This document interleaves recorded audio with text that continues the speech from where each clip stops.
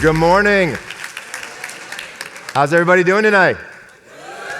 All right, so I had them turn the lights up so it feels more like morning. So first of all, thank you for that amazing meditation this morning. That was incredible. Thank you so much. It was put everybody in a great space.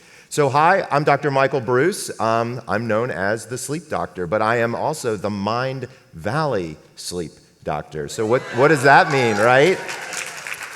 So I'm here for you guys. That's the whole point. Vishen and I got together about 2 years ago, and he said, Michael, sleep is incredibly important, and you're the guy I want to have talk to my people about it. And so I felt incredibly honored, and together we put together something called the Sleep Quest. I don't know if any of you have had the opportunity to be able, so we've got a couple people here who've sleep quested. That's awesome, fantastic. And I'm going to tell you a lot about sleep this morning. I'm going to give you a tremendous amount of information, so be ready. It's kind of like going to be like drinking from the fire hose. Don't worry. We'll also make the slides and things like that available to you so you can really pay attention. But if you want to take pictures, take pictures. I don't have a problem with it. I'll be here for at least half of the day, so if you have questions later on that don't get answered from the talk, I'll be answering them later. Just find me. I'll be walking around, things like that. So it turns out that there are two specific systems in the brain for sleep, right? One is called your sleep drive, and this is a lot like hunger, right? So I'm hungry, I eat something, and that hunger begins to dissipate. The same holds true with sleep, right? So when a cell eats a piece of glucose, something comes out the back end. One of those things is called adenosine. Adenosine works its way through the system and goes through a very specific receptor site in your brain. As adenosine accumulates, you get sleepier and sleepier and sleepier. That's that whole mechanism behind why we sleep and why we want to fall asleep. Now, here's what's interesting. So I'm a little bit of a sleep geek, and I was looking at the molecular structure of adenosine, and what I noticed is that it's very similar to the molecular structure of caffeine. In fact, it's only off by one molecule. So here's what's interesting, is when you drink caffeine, it actually fits into that receptor site and blocks the adenosine. This is the reason why caffeine makes you feel less sleepy.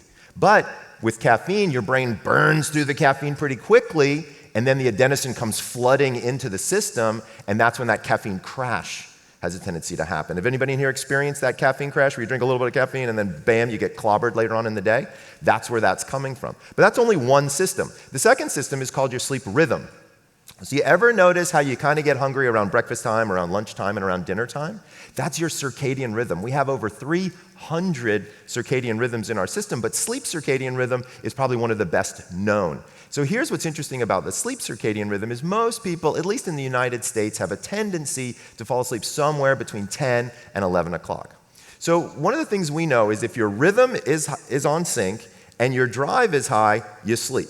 But if either one of these is off, that's when you have what we call a sleep disorder, right? Now, I believe that there's an entire another category of sleep that nobody has been addressing, and that's what I call disordered sleep, right? So sleep disorders are apnea, narcolepsy, formal insomnia, things that you might come see a sleep specialist for. But what about for all of the people out there who go into that room in the back of their house, turn off the light, get under the covers, come out maybe 5, 6, 8 hours later, and they don't feel so great? That's disordered sleep. And that's what we're going to talk about. That's what the Quest really identifies, and that's what we're going to talk about quite a bit today. So what I thought I'd do is give you a quick lesson in sleep in terms of the biology of sleep and what are the stages and how does this whole thing work. But I promise you it's not going to get too deep, but what it is going to do is it's going to give you a new set of words to use when you're thinking about sleep in general. So when we take a look at this one, this is what's called a histogram. And so when we look at this, orange represents wake, and then we go from wake to stage 1, 2, which is light sleep, down into stages 3, 4, which is what we call deep sleep, back to stages 1 and 2, and then on into REM sleep, which is represented here by this light blue, right? So over here we can see it as well. We've got the orange, which represents the wake, into light, down into deep, back to light, and into REM. So what's so important about all of this? A couple of different things I want you to notice about this slide that are extremely important. Number one is that we do this very specific dance move, and this takes approximately 90 minutes. So what we call sleep cycle is 90 minutes long. I want you to deposit that in your brain because that number is going to become important in just a second. The other thing we do is we count sleep cycles based on the number of REM periods that a person has. So we know that this person has 5 REM periods, so they have 5 cycles. Generally speaking, most people have 5. I want you to lock that number into your brain as well. So, just for review, how long is a sleep cycle? And how many of them do most normal people have? Fantastic.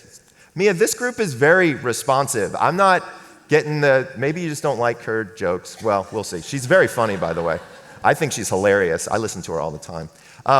So other things to look at is this full area in the front is where your deep sleep is front loaded. So for some reason, your brain has decided to put deep sleep in the front, and REM sleep seems to be spread out more towards the back half. That's going to be important as well. So what is deep sleep or stages 3, 4 sleep? This is the wake up and feel great sleep. This is actually your physical restoration, okay? So this is where everything from your blood pressure dropping to your respiration slowing, but to be fair, it's where the largest bolus of growth hormone is emitted. Michael, what's growth hormone? Why do I care about growth hormone? Is it important? If you have any interest in anti-aging, if you have any interest in longevity, if you have any interest in physical repair, you should be interested in growth hormone, okay? Because growth hormone is the thing in your body that does all of that. True cellular repair goes on. But remember, that has a tendency to occur in the first third of the night. Why would that be? We really don't know, but our guess is that our body has to physically restore first, because if we have to wake up after 2 or 3 hours, we need to be able to get up and do something, or be able to do whatever it is we need to do. Now, REM sleep turns out to be one of the more popular stages of sleep that's out there. It stands for rapid eye movement, but this is your mental restoration, right? So physical restoration, stage 3, 4, what we call deep sleep. REM sleep is your mental restoration. We've now discovered that this is when what you're doing in this stage is moving information from your short-term memory to your long-term memory, right? So for anybody out there who's got memorial deficits, things like, hey, my memory's just not working so well, or I'm reading books and I can't remember what I used to read, and things like that, this could have to do with your lack of REM sleep, for sure. It's pretty fascinating when you start to look at some of the information, but what we now think is, what happens is the data comes in through your eyes or through your ears or through your mouth somehow or another, and this data is electric. And it moves along to get to basically your storage unit inside your brain, which is kind of like a filing cabinet. What it has to do is then take this piece of information, find the right cabinet, find the right file drawer, and then find the right file to deposit the information. But the problem is there's thousands and thousands of pieces of information coming in, right? And so your brain doesn't always get it straight. So if you have this dream, by the way, this is what we think dreams are, is this electrical course of information and this attachment of information to other pieces of information. That's what our brain does, and we manifest that in a dream. So hold on a second, Michael. I had a dream last night where I walked downstairs and my dog was eating a bowl of spaghetti with my second grade teacher. What is going on? Right? So in all likelihood, what happened is you may have had Italian that night for dinner, your dog probably jumped on the bed, and your second grader reminded you about your second grade teacher, maybe in the back recesses of your mind, and all that information kind of got stuck together, right? So that's how we think dreaming works, which is in and of itself pretty interesting. But one of the most fascinating aspects of REM sleep is that your muscles get so relaxed, you become paralyzed. Does anybody want to take a guess as to why we become paralyzed during dream sleep? So the answer was so that you don't kill the person in bed next to you. That is correct, as a matter of fact. I 100% agree. So it is so that you don't act out your dreams. So it's very funny that you put it that way, because I'm going to tell you a story about a patient that I had where this paralytic mechanism did not work. Okay? So I'm from a small area outside Atlanta, Georgia called Sandy Springs, Georgia. And anybody here from Georgia? All right, Georgia. Go Dogs.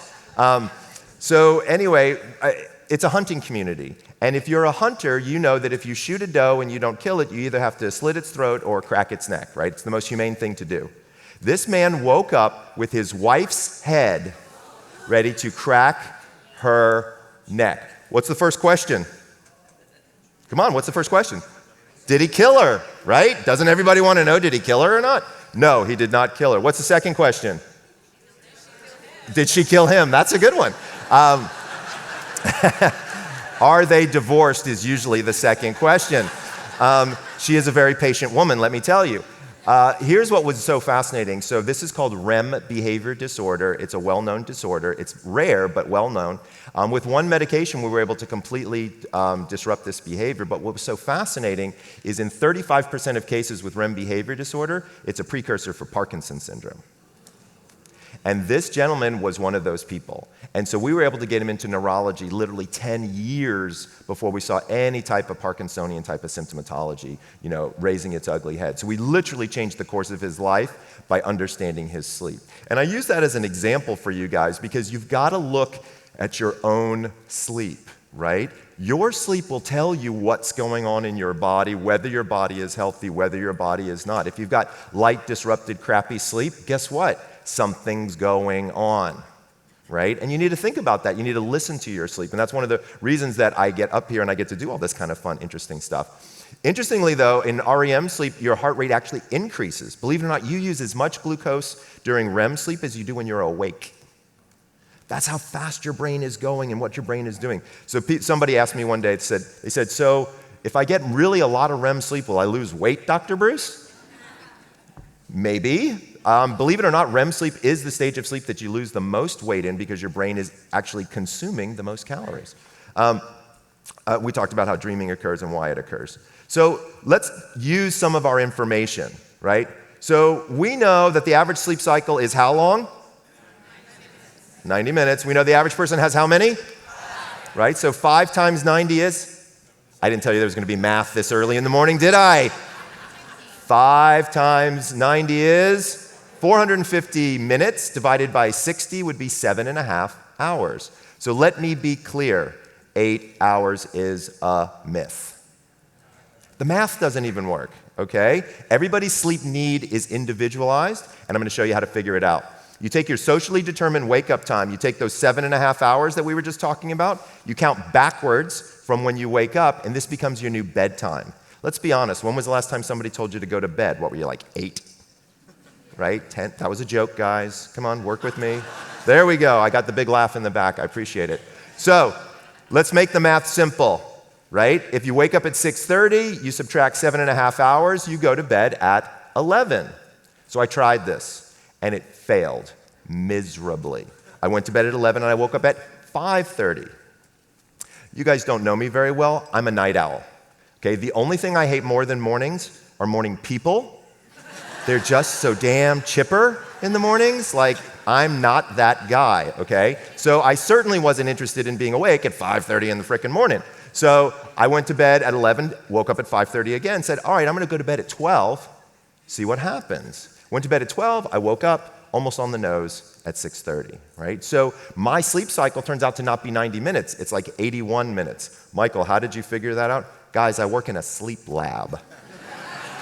It's not hard for me to figure that stuff out, but you can do it with trackers.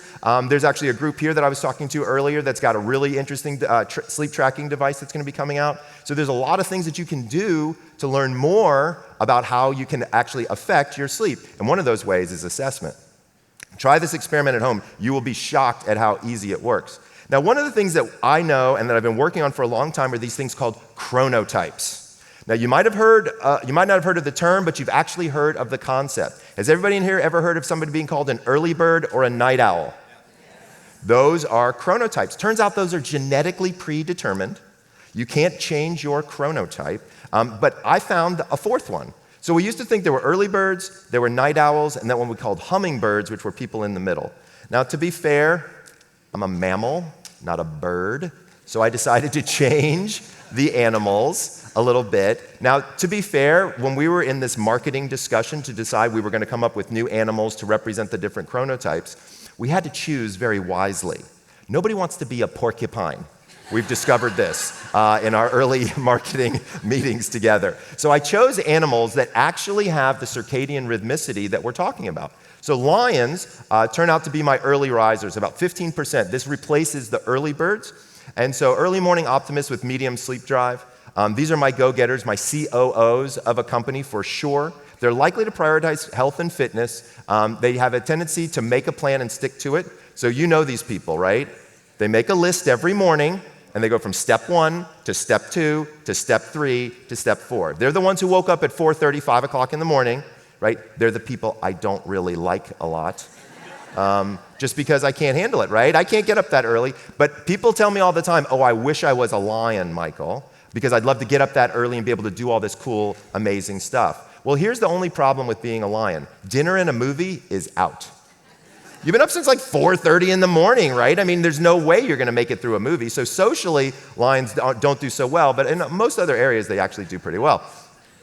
Bears make up almost 50% of the population, so lots of people are bears. By the way, you can learn what your chronotype is by going on my sleep quest or taking my quiz at chronoquiz.com. Solar sleepers with healthy sleep drives, they are really the glue for society. These are the people that get it done. And these are very extroverted, oftentimes open-minded individuals, very fun, enjoyable group. And most of society, believe it or not, is built around a bear's schedule. So if you turn out to take my quiz and find out that you're a bear, being a bear is the best. Okay, why? Because the entire society works on a bear schedule. 9 to 5 is a bear's schedule. I'm a wolf. Okay, what is a wolf?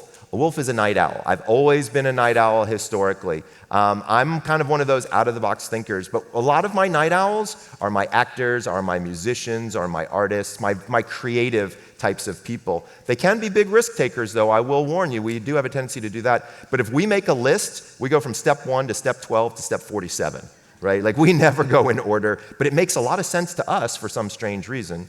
Believe it or not, many of the wolves are socially introverted. I, of course, am not.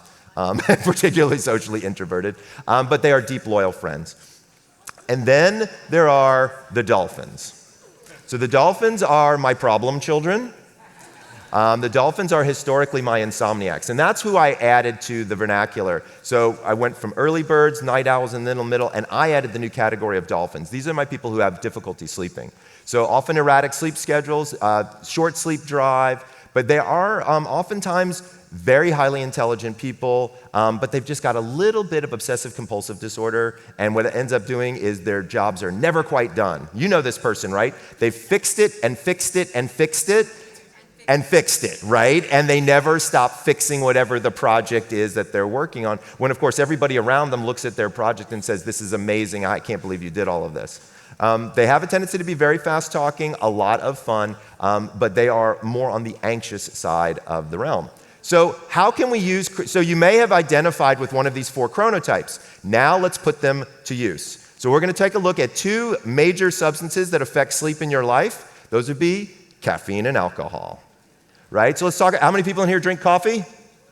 Tea? Any caffeinated beverage whatsoever? Is it literally the entire room? Probably, except for maybe 1 or 2 folks. So let's talk about it. So caffeine is arguably the most abused substance in the world. But let's talk about what happens when you drink coffee in the morning, right? How many people here, by a raise of hands, the first substance to pass over their lips in the morning is a caffeinated beverage? Yeah, let me tell you why that's not the best idea, okay? So it turns out in order to exit a state of unconsciousness, you need 2 hormones. You need adrenaline and cortisol. Both of them raise up pretty significantly to pull you out of sleep. If you compare cortisol and adrenaline to caffeine, it's like comparing cocaine to weak tea, okay? The amount of oomph that it gives you is completely different. For most people, where the very first thing they do is drink a cup of coffee, my guess is it's rarely just 1, right? Because what happens is the effects of caffeine almost are diminished incredibly based on all the cortisol and adrenaline that's already in your system. So then you end up drinking more, and then you get the side effects and things like that. However, if you just waited 90 minutes from the moment you opened your eyes, you're all thinking, no frickin' way, right? If you just waited 90 minutes, I promise you that what happens is your cortisol and adrenaline begin to naturally drop. Then when you add caffeine there, it actually boosts the cortisol and adrenaline. You get a lot more bang for your buck by drinking a bottle of water first, and then waiting that 90 minutes, and then drinking that caffeine, all based on these hormonal rhythms. There's also a metabolic rhythm that's important to think about as well, which has to do with how long does caffeine stay in your system, right? Average half-life of caffeine is between 6 and 8 hours.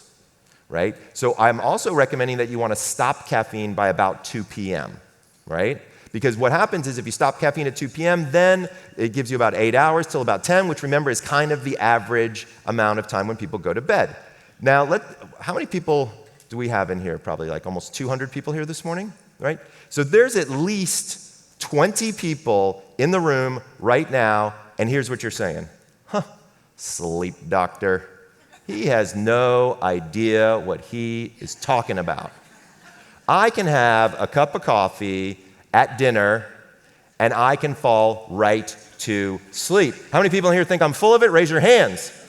Come on, I know you're out there. 1, 2, 3, 4, 5, 6, 7, 8. There's always 20. 8, 9, 10, in this side, 11, 12, 13, 14, 15. Oh, here we go. 16, 17, 18, 19, 20, 21. Look at that. I'm pretty good at predicting these things. It's always 10% of the crowd who thinks I'm completely full of it. So, let me tell you why I am right and you are wrong, okay? So here's the thing that's so fascinating about caffeine is many people have different caffeine sensitivities. I actually have a patient, if she has 3 chocolate kisses, she could be up all night. I got another patient that could drink a pot of black coffee and go right to sleep. So it turns out that there are different caffeine sensitivities. However, for all of those people that raised your hands, if you do have a caffeinated beverage late in the day, you may be able to fall asleep, but if I put electrodes all over your head and I look at the quality of the sleep that you're getting, I can guarantee you it's not good, right? So just because you can fall asleep doesn't mean that you're getting the quality sleep. We used to think of sleep only in minutes and hours. Now we need to really start thinking about the depth of our sleep. That's why tracking and assessment turns out to be so important. So what I decided to do was create times based on your chronotype of the best times for you to do certain things. So these are your caffeinated times based on your chronotype. So if you're one of my problem children and you're a dolphin, you can see what the best times are for you to drink caffeine. If you're a lion, a bear, or a wolf. Now you'll notice wolves like me, we don't have caffeine after 2 p.m. because we're already awake, right? So we need caffeine early, we don't need caffeine late. So it becomes very, very different very, very quickly based on your chronotype. So I wanted to give everybody my favorite caffeine hack. I call it the Napa Latte. If you want to take a picture, this is probably the thing to take a picture of. So if you have not gotten enough sleep and you are dragging it, here's what you do. Go out and get yourself a cup of black drip coffee. Put in 3 ice cubes merely to cool it down. Slug it. Drink the whole thing as quickly as you can. Close your eyes immediately and take a 25-minute nap. What? That's crazy, Dr. Breus. What are you talking about? I'll tell you what I'm talking about. Remember from my very first slide where I was talking about adenosine and caffeine and how they're so similar to one another? Here's what happens. When you close your eyes and take a nap, your brain starts to burn through some of that adenosine. The caffeine is literally waiting in the wings. When you wake up after 25 minutes, the caffeine hops in. You're good for 4 hours. Guaranteed. Works every time. I've never had it not work for me. So if you're looking, to be clear, don't do a Napa Latte every day, right? This is for certain times when you didn't get enough sleep, when you're really dragging it and you really want to have something in your back pocket for a little bit of extra energy. This is a great and healthy way to do it. So let's talk about alcohol. There's a really big difference between going to sleep and passing out, right? Okay, so if that is the case, we need to think through this a little bit because I like red wine and scotch and beer. I think I've listed all of them now. And so I want to make sure that we can all enjoy our adult beverages, but still get a great night's sleep. So there's a lot of different things that we can think about here. One is looking at our tolerance. So it's really interesting. Our liver, which is the thing that kind of detoxifies all the alcohol, makes this thing called alcohol dehydrogenase, right? It doesn't really kick in until about 4 o'clock in the afternoon and kind of goes from 4 till about 6 or 7. What time is that at the bar?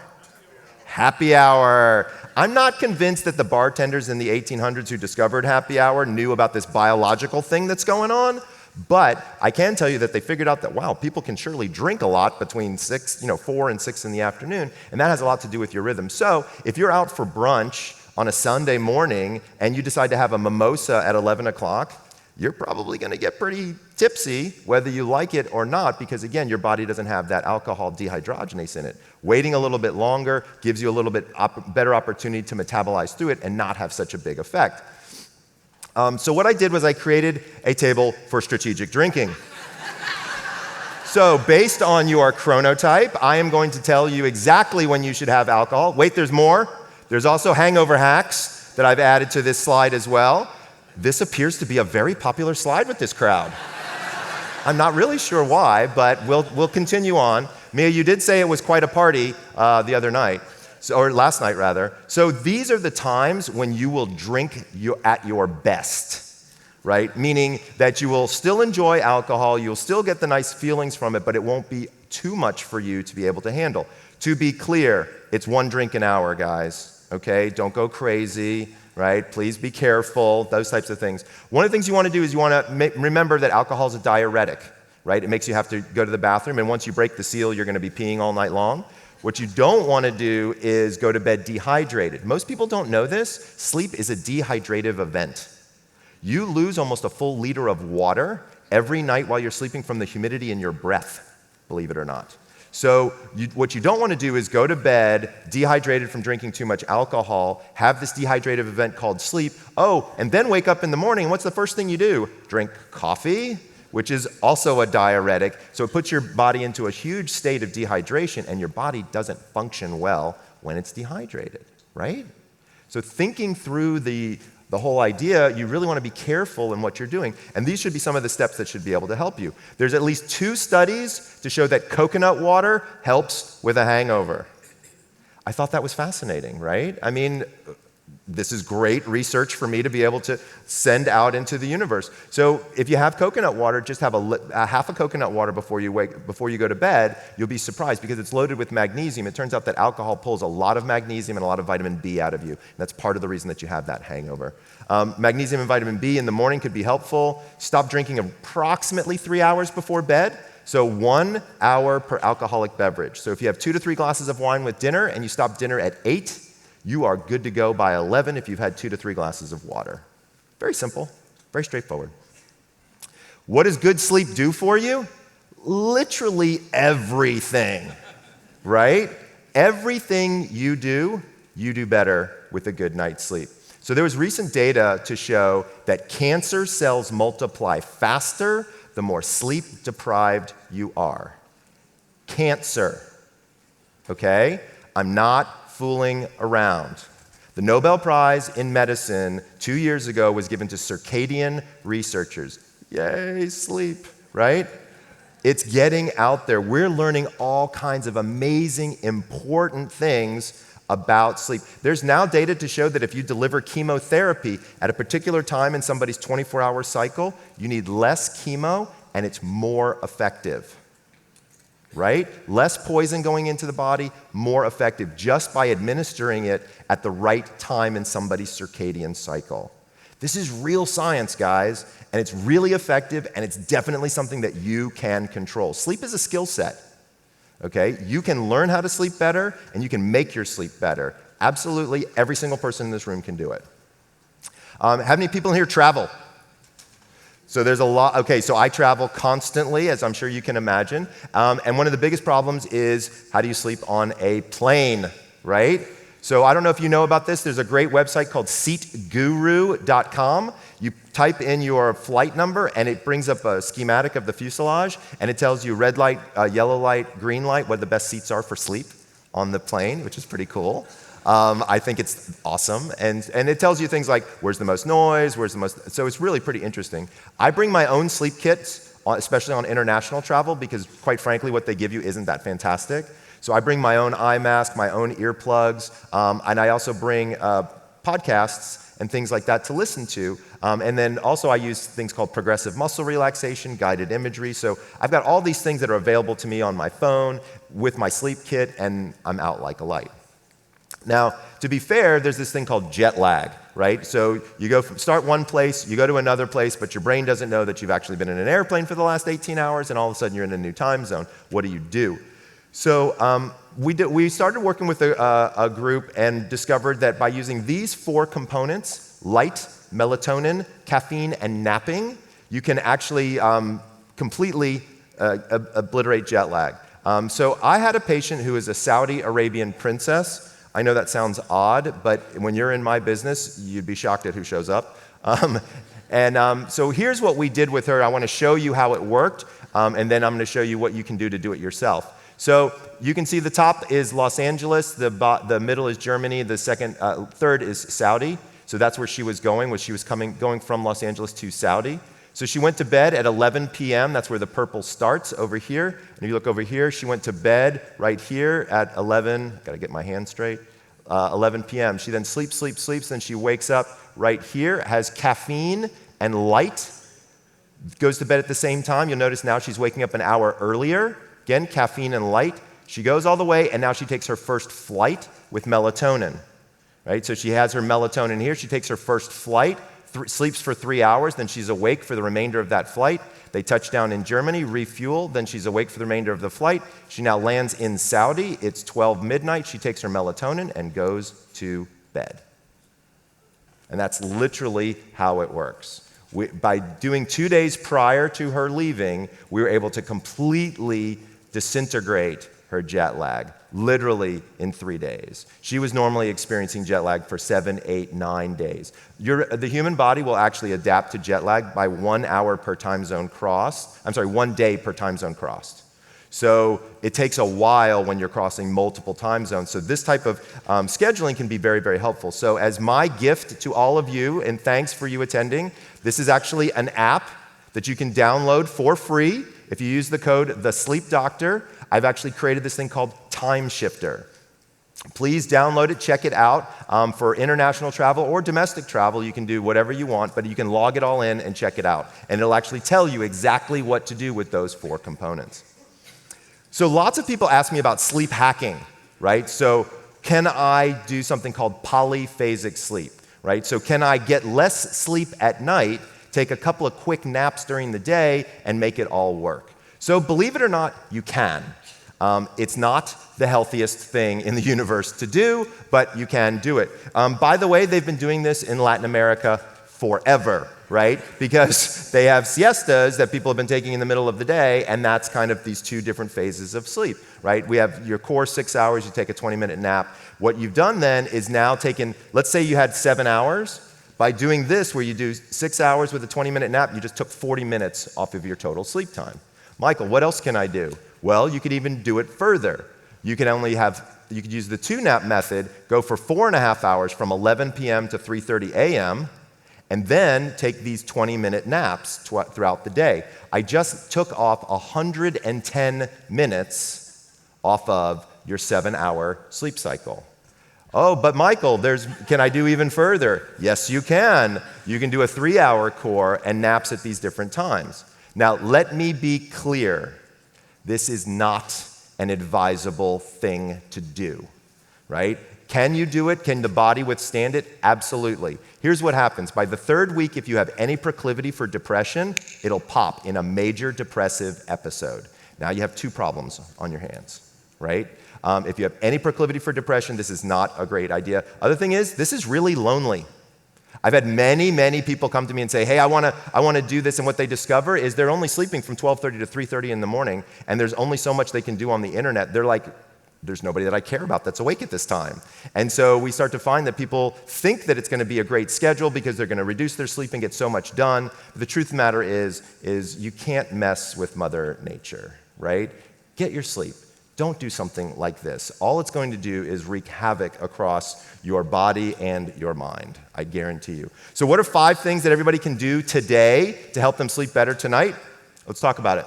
So we already talked a little bit about caffeine. I want you to delay. I know people are not happy about this. Delay your caffeine by 90 minutes in the morning. Drink water instead. Remember, sleep is a dehydrative event. Get 15 minutes of sunlight every morning. So when you wake up in the morning, this is what you should do. You should reach over to your bedside table, and there should be a bottle of room temperature water. You should grab it, start drinking it, and walk over to the window and get some direct sunlight. Do me a favor, put on a robe. That's all I'm saying. That's all I'm saying. Put on a robe. Do us all a favor. But yes, get 15 minutes of sunlight every morning. Why do you want 15 minutes of sunlight? 15 minutes of sunlight turns off the melatonin faucet in your brain and gets rid of that morning fog almost immediately. So if you wake up in the morning and your head is all get sunlight. If you wake up so early that there's no sun out, go ahead and get artificial light, or you can buy a light box. They're commercially available for like $90 on Amazon. I have people who use light boxes every morning to help clear that morning fog, and it helps quite a bit. Staying physically active is probably the best way to improve the quality of your sleep. I keep banging on the hydration, and then, of course, stopping caffeine, hopefully by about 2 p.m. Now, Michael, you've told me some stuff to do during the day, but remind me about the things I need to do at night. No problem, happy to do it. Alcohol, we've talked about it a little bit. If you can just limit alcohol 3 hours before bed, remember, if you had 3 drinks, give yourself 3 hours. If you had 2 drinks, give yourself 2 hours. Make sure to use 1 glass of water with every alcoholic beverage. A lot of people like to exercise, which is, again, a great way to improve the quality of your sleep, but if you exercise too close to bed, you actually increase your core body temperature. When you increase your core body temperature, your body can't release melatonin and fall asleep. So you don't want to actually exercise too close to bedtime. So about 4 hours is probably where you want to be. Most people think that sleep is kind of this on-off switch, right? It doesn't actually work that way. It's really more like slowly pulling your foot off the gas and slowly putting your foot on the brake. There's a process that needs to occur. So for a lot of people, what I have them do is do an hour before bed, just kind of chilling out. So the sound meditation thing that we did this morning, that would be a perfect thing to do right before bed, just to kind of chill you out and relax you and kind of get you there. But whatever works for you, it could be journaling, it could be reading, it could be whatever. You need to figure out what helps get you there during that hour. So what I do is I chop that hour up into 3 different 20-minute segments. So 20 minutes for just shit I gotta do, right? 20 minutes for hygiene, and then 20 minutes for some form of meditation, relaxation, prayer, whatever works, again, helps slow you down and get you there. I don't know about you guys, but as I'm falling asleep, I have cured cancer. I have come up with the best business ideas I could ever possibly come up with, and I've gone to extreme detail in thinking about these ideas until 4 o'clock in the morning, right? And that isn't good for anybody. So I keep a pad by my bed, and I literally write down, right before I go to bed, I pull out all the ideas out of my head, and I just kind of sit on them. To be clear, I haven't cured cancer. Okay? Like all these ideas that I think are unbelievably fantastic usually are not so great. So don't worry, you're not missing out on some great idea, but if you can get it out of your head by writing it down, it can be super duper helpful. Select a wake up time and stick to it. If you took one thing from my talk today, this is the point to take. Wake up at the same time every day, including the weekends. I know that sucks, okay? I totally get it. But if you wake up at the same time, you keep your circadian rhythm going, and that keeps the entire system functioning really, really well. So again, if you did one thing, if you took one piece of advice, it's wake up at the same time every day, including the weekends. So I'm the only sleep doctor in the universe that says it's okay to sleep with the television on. What? Michael, heresy, what are you talking about here? So I'm going to tell you the story of why I have to tell you that it's okay to sleep with the television on. So when I met my wife, she said to me, Michael, if we ever have a sleepover, I need to let you know that I fall asleep with the TV on. I was like, don't worry about that, hon, I'm going to fix that. How many people in here have ever tried to fix something in their bed partner? Anybody? Anybody been successful? Because I was not even close to successful. So I removed the television. She said, you can now leave. I put the television back in. She said, now you can come back. So I was like, okay, I'm a Pavlov's dog. I can figure this part out pretty easily. So I decided to study her to figure out why does she sleep with the television on. So she doesn't watch it. She listens to it, right, out of what I call the corner of her ear. And it's like an old episode of Seinfeld or something like that. But she described to me is she's got what she calls monkey mind. I probably shouldn't do this when I'm talking about my wife, right? Probably not a good idea. So she can't turn off her brain. How many people in here, by raise of hands, cannot turn off their brain before bed? It's the #1 complaint that I get in my office. So for her, it's the television. I don't have a problem with the TV, even with the blue light, because most people's eyes are closed anyway. What I don't like are devices, right? You got your phone. If you're trying to get your high score on Candy Crush, right, you're not going to bed. You're trying to get your high score on Candy Crush, right? So by just distracting yourself doesn't necessarily have the same effect that you're really looking for. So what I would say is put the laptops, put the tablets, put the phones away. If you have to watch TV, read. If you do have light exposure, using blue light blocking glasses is probably going to be very helpful for you. And then keep it cool. So how many people in here have ever had this experience where you're so warm in bed, it's the middle of the night, but what do? Is you take your foot and you put it out the covers, and instantly your whole body cools down and you are in great shape. Raise your hands. Okay, so you want to know why that happens? Because it's always a question that I get. So the reason that happens is you have different skin on the bottom of your foot, and it turns out there's no hair, so you can actually dissipate heat much easier. I've saved more marriages as a sleep doctor than I ever would have as a marital therapist, honestly, just by getting people back in bed and kind of being able to handle it all together. And then my final thing that I think you could do is check out my sleep quest. So we spend a tremendous amount of time and energy, and this is really, really cool. So it's a 30-night program, and everybody starts together, and you have this whole cohort of people, so you're not by yourself. And we really did something interesting here. We did this kind of, I don't know if you guys, some of you guys might be too young for this, some of you guys might be closer to my age. There used to be this series of books called Choose Your Own Adventure. Do you guys remember those? Where like at the bottom of the page it says, turn to page 12 if you want to go to outer space, or turn to page 14 if you want to go deep, underwater, right? So we kind of did that with the quest. So what's cool about it is once you identify your chronotype, you'll get personalized specific information just for your chronotype, and then you get led back into the quest. So it's cool because it's a general program, but it's got a lot of specifics and a lot of personalization and things like that that are involved with that. So I would ask you guys to definitely check it out. I will be here and around and about probably through lunch. So if people have questions, I think I've been told that I'm out of time. So what I'll do is I'll be happy to hang out on the sides, ask questions, but I don't want to screw up everything for today. Guys, thank you all so much.